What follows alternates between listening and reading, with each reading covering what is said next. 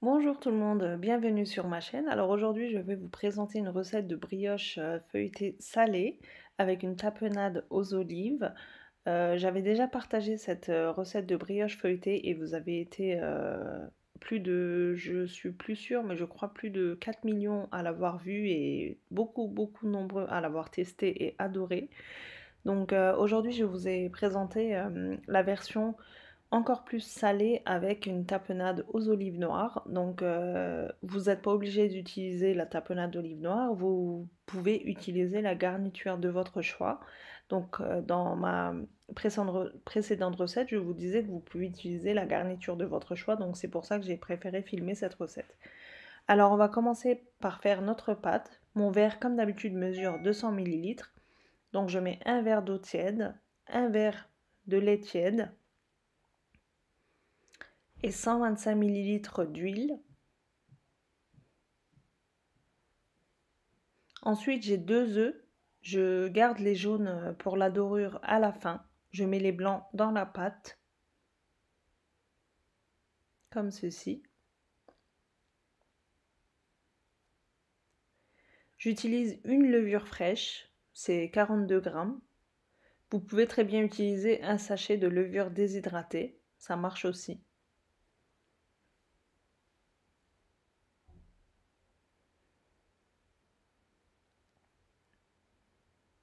Je viens l'émietter. Et là, je vais d'abord, pardon, là je rajoute 2 cuillères à soupe de sucre.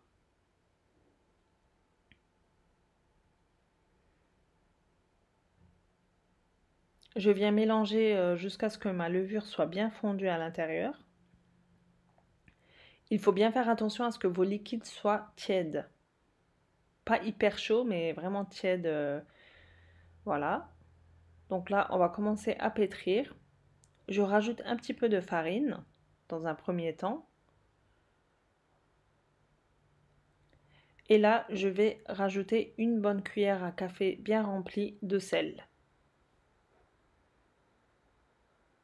La quantité de sel est suffisante. Et je continue à pétrir. Pour ma part, j'ai utilisé environ 700 et 800 grammes. Donc dans un paquet de 1 kg, il me restait bien le fond du paquet. Il faut obtenir une pâte qui est très molle, limite qui colle au doigt. C'est ça le secret pour avoir à la fin une brioche qui est hyper moelleuse. Car si vous faites une pâte compacte dès le départ, vous obtiendrez un pain qui est dur en fait. Donc si vous voulez quelque chose de moelleux, il faut que votre pâte soit hyper souple, hyper molle, comme ceci. Si ça colle au doigt, n'hésitez pas à mettre un tout petit peu d'huile dans vos doigts et ça collera pas et vous verrez mieux la texture. Voilà, donc je viens recouvrir et pour les moments où vous êtes pressé comme moi, donc vous préchauffez votre four à 40 degrés et vous l'éteignez. Donc comme j'ai dit avant, le fond du paquet, j'ai pas utilisé, donc environ 700 voire 800 grammes de farine. J'ai préchauffé mon four à 40 degrés puis je l'ai éteint, donc mon four il est tiède. Je viens mettre mon bol à l'intérieur et au bout de 20 minutes, il va être levé. Pendant que ma pâte lève tranquillement dans le four, je prépare ma tapenade. Donc j'ai un petit peu de tapenade d'olive noire. Je viens verser 3 cuillères à soupe d'huile pour la rendre plus facile à étaler. Bien sûr, vous pouvez utiliser la farce de votre choix. Vous faites une farce selon vos goûts, sucré ou salé. Donc c'est à vous de voir vos goûts parce que la technique va rester la même, vous allez le voir. Voilà, ma pâte, elle a bien gonflé.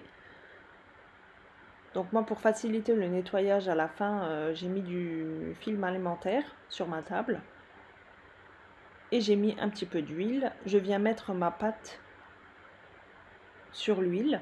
Donc à ce stade, on n'utilise plus du tout de farine. Donc si la pâte elle colle à vos doigts, n'hésitez pas à mettre un tout petit peu d'huile dans votre main. Ça sera beaucoup plus facile à manier la pâte.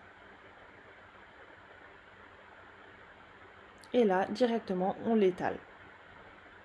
C'est une pâte très souple.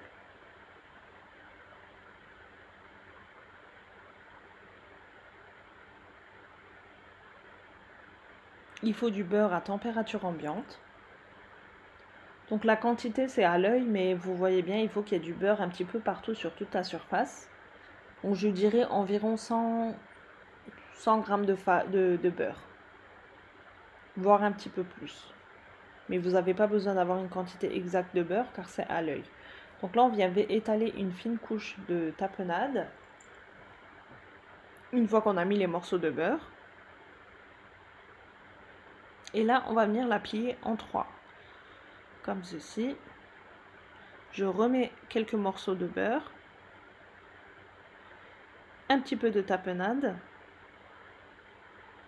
Et je viens refermer l'autre partie dessus. Pareil, je l'aplatis au doigt, je l'étire.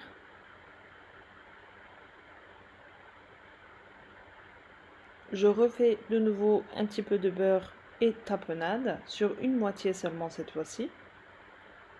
Car on va venir refermer l'autre moitié.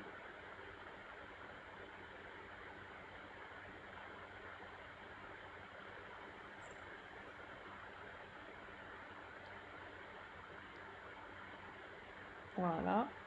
On vient bien l'aplatir au doigt. Comme j'ai dit, c'est une pâte qui est très souple.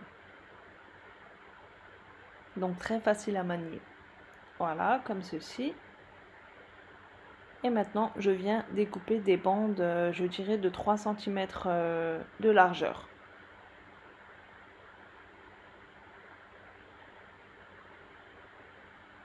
On voit déjà les couches, le feuilletage. Je viens l'aplatir légèrement au doigt. Ensuite, je la replie sur elle-même en deux. Je viens de nouveau aplatir un petit peu.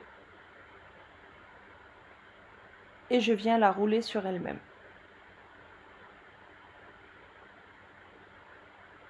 Vous allez voir à la fin, après la cuisson, on va obtenir un feuilletage magnifique.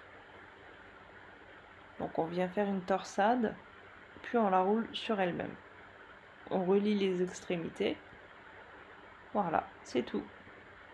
Super simple à faire. Je viens la disposer sur ma plaque de cuisson. J'ai mis du papier sulfurisé pour éviter que ça colle. Et je fais pareil avec le reste de ma pâte. Donc au total, j'ai obtenu 6 petites brioches. Enfin, petites, c'est un mot qui n'est pas très adapté car elles sont quand même assez grosses les brioches. Donc j'en ai obtenu 6.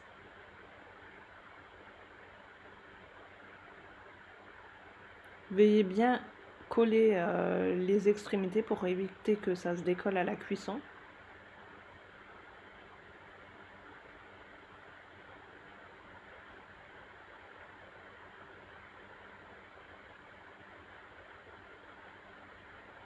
Voilà. Et l'idée du film alimentaire, c'est une petite astuce que j'ai voulu vous partager, que je fais au quotidien en fait, pour me faciliter un petit peu la vie. Car personnellement, autant que j'aime la cuisine, je n'aime pas nettoyer le gras. Donc c'est ma hantise, donc je préfère avoir des petites astuces faciles comme ça. C'est pour ça que j'ai voulu vous le montrer cette fois-ci en vidéo. Voilà, donc nos brioches, elles ont eu le temps de reposer pendant environ 15 minutes. Vous voyez qu'elles ont de nouveau doublé de volume. J'ai préchauffé mon four à 180 degrés, chaleur statique. Je badigeonne avec les 2 jaunes d'œufs qu'on avait mis de côté. Donc le faire vraiment délicatement, surtout ne pas faire une pression sur les brioches. Il ne faut pas faire retomber la levée, parce que sinon ça ne va pas lever à la cuisson aussi. Il faut vraiment badigeonner délicatement, il ne faut surtout pas faire une pression avec le pinceau. Et c'est facultatif, mais moi j'ai parsemé un petit peu de sésame grillé. Vous pouvez mettre des graines de pavot, des graines de tournesol, vraiment ce que vous aimez, ou alors ne rien mettre du tout. Et là, j'enfourne à 180 degrés pour environ 20 minutes. Mais comme je le répète dans quasiment chaque vidéo, ne vous fiez jamais à la durée. Donc c'est vraiment selon votre four. Il faut que ça soit bien doré, autant sur le dessus que sur le dessous. Je vous ai filmé vite fait le moment de cuisson car je sais que vous aimez ça, hein, donc dites-le moi en commentaire si vous êtes toujours d'accord avec moi. Je vous ai filmé donc l'étape de cuisson. Et là, on arrive à la fin. Ils sont hyper moelleux. Vraiment, n'hésitez pas à tester cette recette. Celles qui ont testé ma recette précédente, la recette de brioche feuilletée, donc savent de quoi je parle. Vous pouvez vous manifester dans les commentaires en disant que vous l'avez testé et vos retours pour que les autres abonnés qui n'ont toujours pas testé cette recette puissent avoir votre retour personnel. Ça les motivera à tester la recette. Donc voilà, j'espère que cette vidéo vous aura plu. N'hésitez vraiment pas à la tester. Et j'ai hâte d'avoir vos retours concernant cette recette. Si vous n'êtes toujours pas abonné à ma chaîne, abonnez-vous et surtout n'hésitez pas à activer la petite cloche. Comme ça, vous aurez une notification dès que je publie une nouvelle recette.